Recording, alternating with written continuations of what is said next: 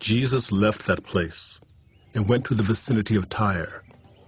He entered a house and did not want anyone to know it, yet he could not keep his present secret.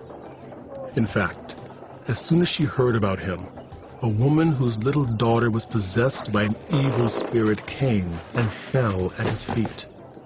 The woman was a Greek, born in Sirofeniċja. She begged Jesus to drive the demon out of her daughter. First, let the children eat all they want. For it is not right to take the children's bread and toss it to the dogs. Oh, Lord, even the dogs under the table eat the children's crumbs. Then he told her, For such a reply you may go. The demon has left your daughter. She went home and found her child lying on the bed and the demon gone.